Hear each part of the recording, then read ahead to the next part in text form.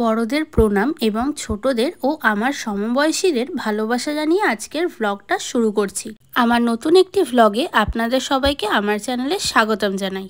আজ মঙ্গলবার। গতকাল রাতে হঠাৎ করে ঠিক হলো শেওড়াফুলিতে নিস্তারিণী কালী মন্দিরে পুজো দিতে যাওয়া হবে। অনেকদিন ধরে আমার মায়ের ইচ্ছা ছিল সেখানে পুজো দেওয়ার, তাই আর 7-5 না ভেবে বেরিয়ে পড়লাম শেওড়াফুলির নিস্তারিণী কালী মন্দিরের উদ্দেশ্যে। আমাদের বাড়ি থেকে টোটো করে ডাইরেক্ট চলে যাব। গতকাল রাতে অনেক বৃষ্টি হয়েছে, আর সে যে কিরকম মেঘের গর্জন হচ্ছিল তা ভাষায় প্রকাশ করা যাবে না। মোট কথা, আমার জীবনে প্রথম মেঘের ওই রকম গর্জন আমি শুনলাম।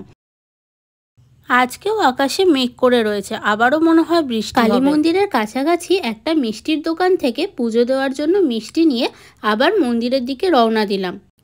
এই যে এটা হচ্ছে মন্দিরে ঢোকার গেট। এখানেও পুজো দেওয়ার জন্য ডালা বিক্রি হচ্ছিল। মন্দিরে ঢুকতেই কত দোকান দেখুন। নিস্তারিণী কালী মন্দিরটি একটি প্রাচীনকালের মন্দির। 1234 বঙ্গাব্দে শেওড়াফুলির জমিদার হরিশ্চন্দ্র রায় তার স্ত্রীর অপমৃত্যুর পর চূড়াবিহীন নিস্তারিণী কালী মন্দিরটি প্রতিষ্ঠা করেন। এই মন্দিরে পঞ্চমন্ডির আসনে একটি তামার পদ্মাসনের ওপর বিগ্রহ প্রতিষ্ঠিত। কালী বিগ্রহের পদতলে শায়িত অবস্থায় শিব। ওই যে দেখুন দূরে ঠাকুরের মূর্তিটি দেখা যাচ্ছে। দাঁড়ান একটু জুম করে দেখাই আপনাদের। ভেতরের দিকেও অনেক দোকানপাট রয়েছে। এখানে ঠাকুরের নানা রকম সামগ্রী পাওয়া যায়। আবার অনেক খাবার দাবারের দোকানও রয়েছে, এই যেমন ধরুন মিষ্টি আর কচুরির দোকান।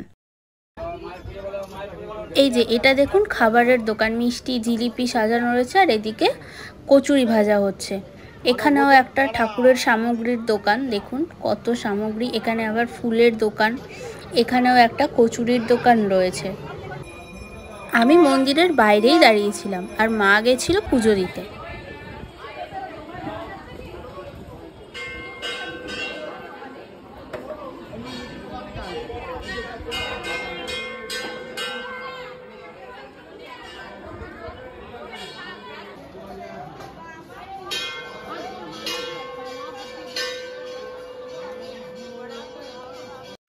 পুজো দেওয়ার পর চরণামৃত খেয়ে চলে এলাম মন্দিরের ভিতরেরই একটা খাবারের দোকানে কচুরি খেতে।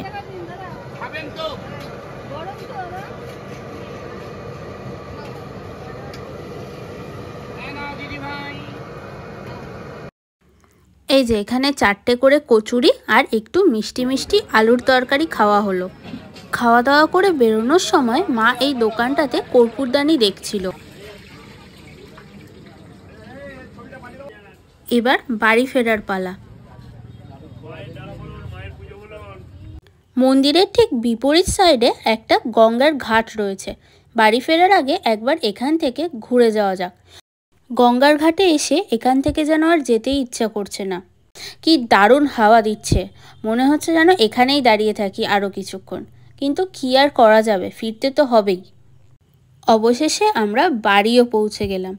আমার আজকের ভ্লগটা কেমন লাগলো অবশ্যই কিন্তু জানাবেন, আর সবাই ভালো থাকবেন। টাটা।